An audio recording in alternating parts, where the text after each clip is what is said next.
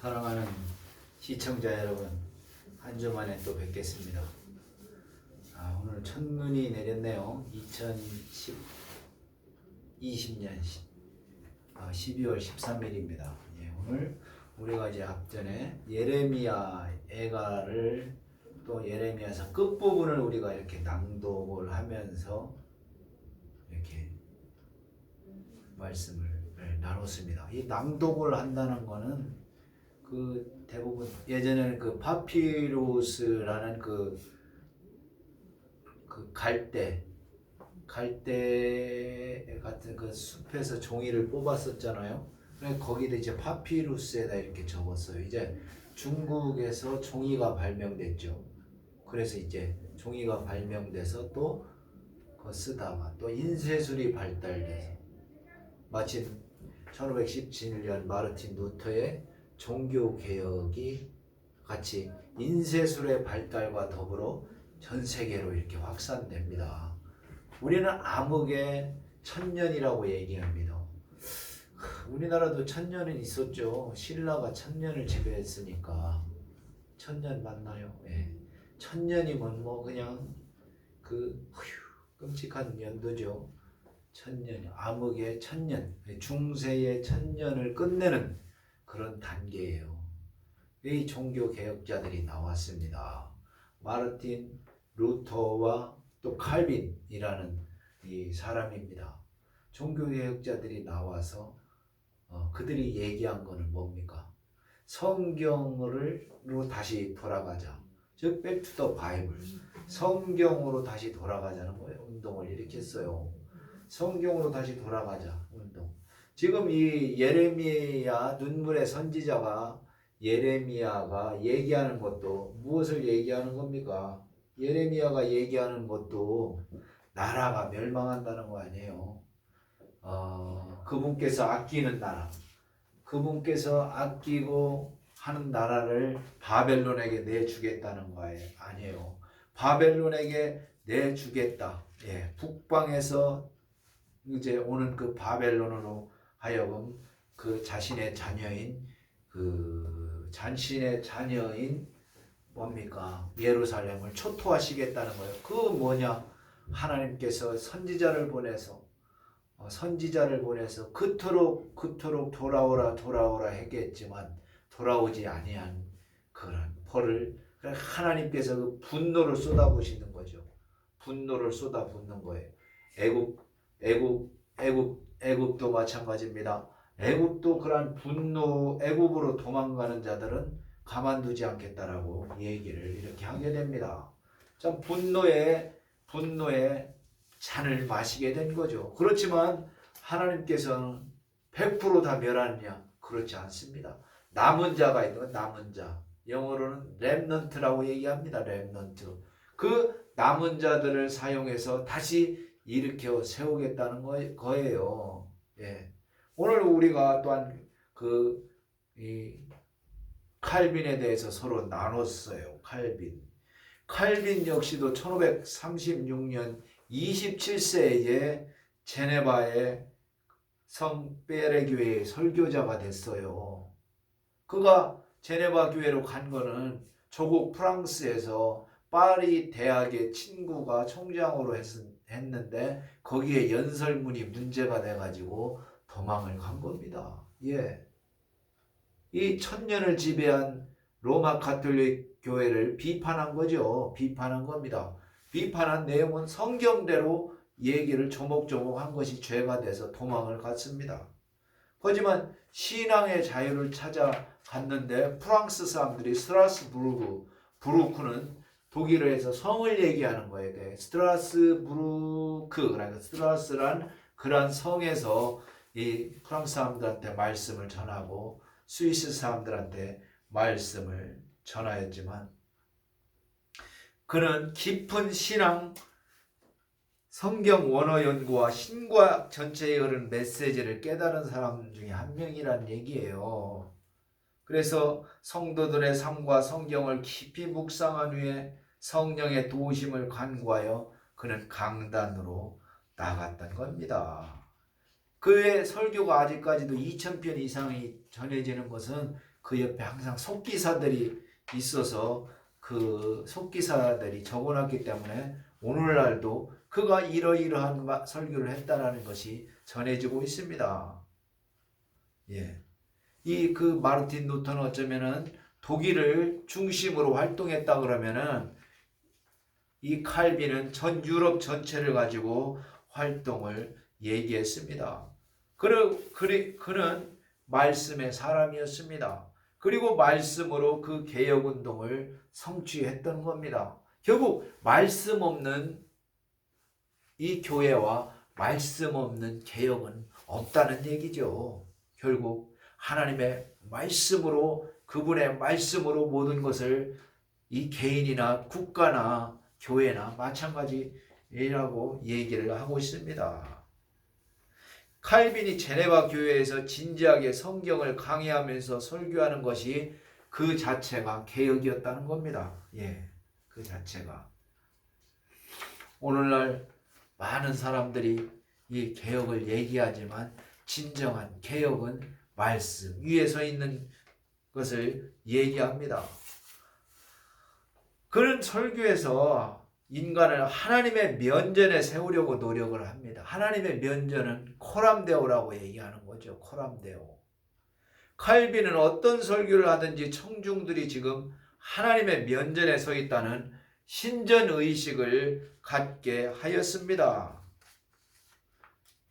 말씀 속에서 하나님과 인간과의 만남이 있게 됩니다.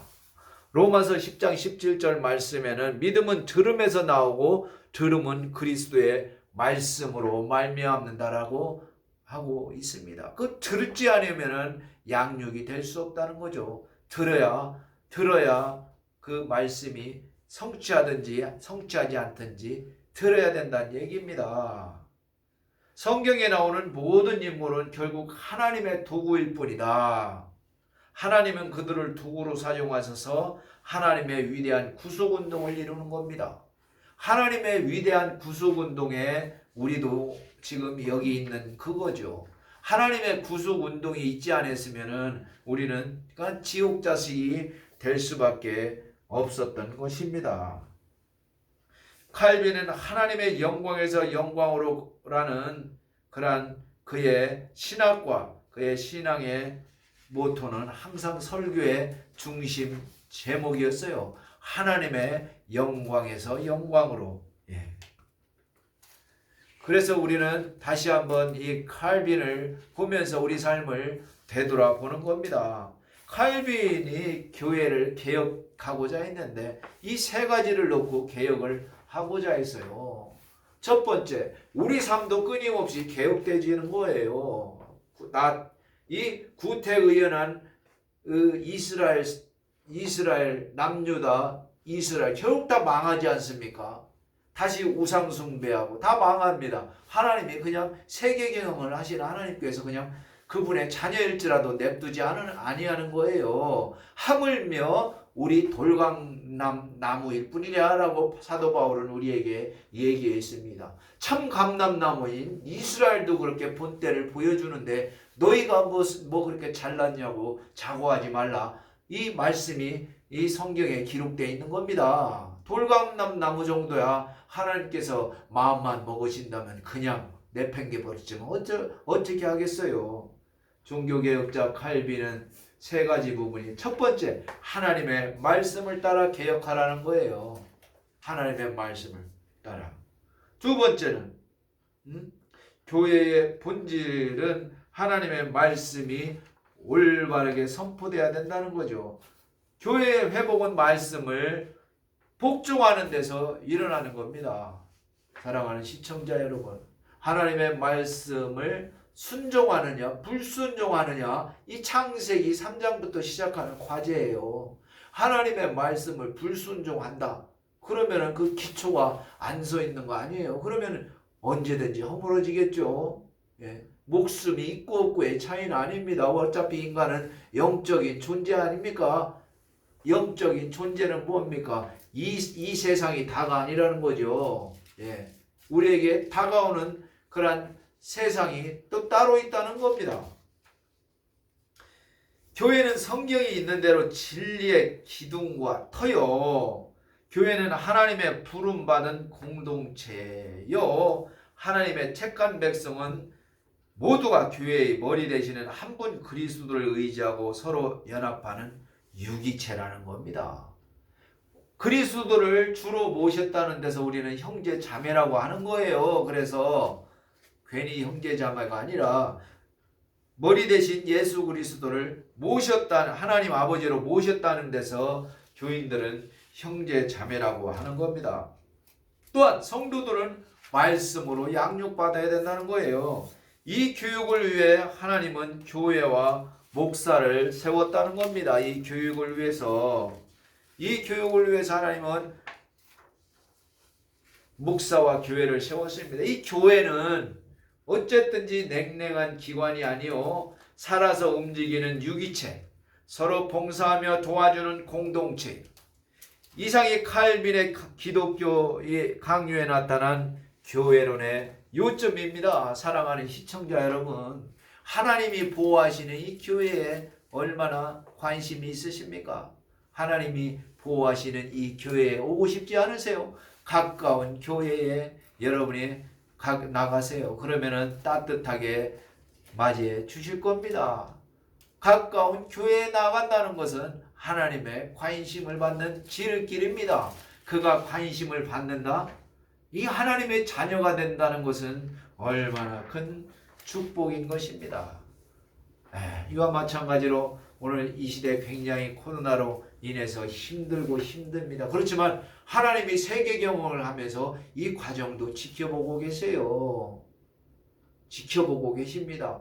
우리가 이 시대를 살아가서 그렇지 이보다 더한 시대도 더 많았습니다. 그럼에도 불구하고 우리 하나님께서는 그분의 자녀들이 어깨에 힘 빼고 이렇게 고개 팍 숙이고 있는 것보다는 시오라 내 손을 높이 들라, 스바냐서 3장 17절에 얘기하는 것 같죠. 내 손을 높이 들기를 우리 하나님은 원하시는 거예요. 우리 하나님께서 교회는 어머니와 같이 그러한 것과 같이 우리 하나님께서는 또한 이 교회로 하여금 이 세상에 좋은 영향을 미칠 수 있도록, 하나님의 좋은 영향을 미칠 수 있도록 얘기하고 있습니다.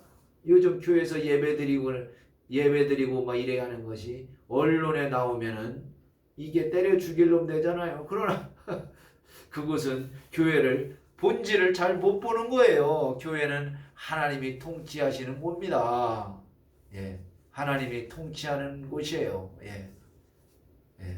그래서 이 하나님께 예배드리는 곳은 세상을 또한 정화하는 곳이에요. 이 지금 바이러스가 문제가 아니에요. 지금은 껍데기가 바이러스지 더 본질적인 인간의 구원의 문제. 당신이 지옥에 가느냐 안 가느냐, 당신이 천국에 가느냐 안 가느냐, 이 문제를 놓고 우리 교회는 그 문제에 궁극적인 질문에 답을 제시하고 있습니다. 기도하겠습니다.